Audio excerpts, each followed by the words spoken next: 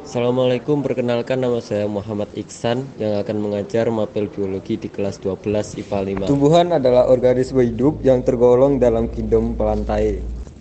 Ciri-ciri tumbuhan: 1. Memiliki sel eukariotik. 2. Memiliki dinding sel. 3. Memiliki klorofil. 4. Melakukan fotosintesis. Pertumbuhan pada tanaman bisa dibedakan menjadi dua macam.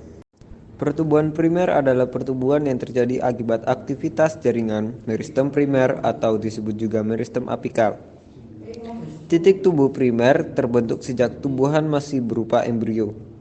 Jaringan meristem ini terdapat di ujung batang dan di ujung akar. Pertumbuhan sekunder adalah pertumbuhan diameter batang yang merupakan aktivitas sel-sel meristem yang terdapat pada kambium.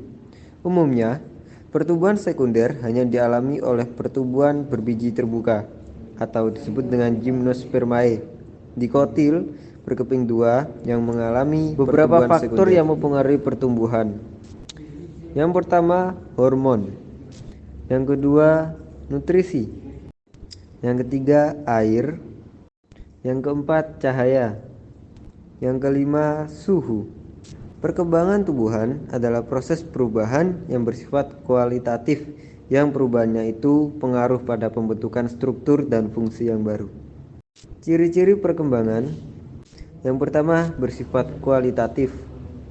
Yang kedua, perkembangan berlangsung secara bertahap. Yang ketiga, tidak dapat diulang. 4. Terkendalinya oleh faktor-faktor internal dan eksternal.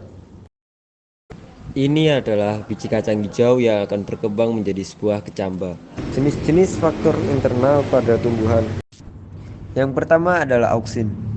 Auksin adalah hormon tumbuhan yang ditemukan pertama kali pada tahun 1928 oleh Frederick Wyman. Auksin diproduksi oleh ujung batang dan ujung akar dan kemudian ditransfer ke bagian lain dari tanaman. Yang kedua, grebelin. Grebelin adalah tumbuhan yang ditemukan pertama kali pada tahun 1935 oleh Eiichi Kurosawa. Diberikan diproduksi oleh biji, daun, dan akar. Yang ketiga, sitokinin. Sitokinin adalah hormon tumbuhan yang ditemukan oleh Follis Koch dan Carlos Miller yang diproduksi oleh sel-sel meristematik, yaitu sel-sel yang sedang membelah. Yang keempat, etilen. Etilen adalah hormon tumbuhan yang ditemukan oleh C.G. Hammer dan K.V. Mitchell. Diproduksi oleh berbagai bagian tanaman termasuk buah, daun, dan batang. Yang kelima, asam abisat.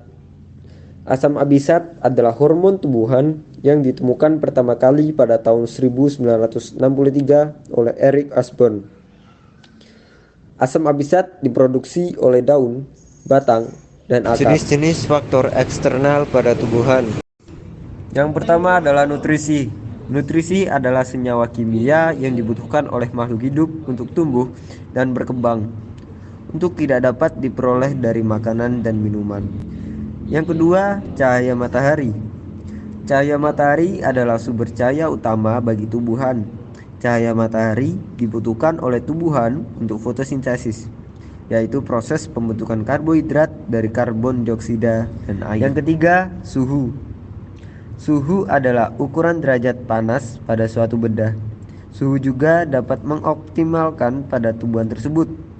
Umumnya, tumbuhan itu tumbuh dengan optimal pada suhu 20-30 derajat Celcius. Yang keempat, resi. Resi adalah proses pertukaran gas di dalam tanah. Air resi sangat dibutuhkan pada tumbuhan karena air resi merupakan salah satu alat pernafasan pada Belajar tumbuhan. untuk hari ini selesai sampai di sini dulu. Saya akhiri. Assalamualaikum warahmatullahi wabarakatuh.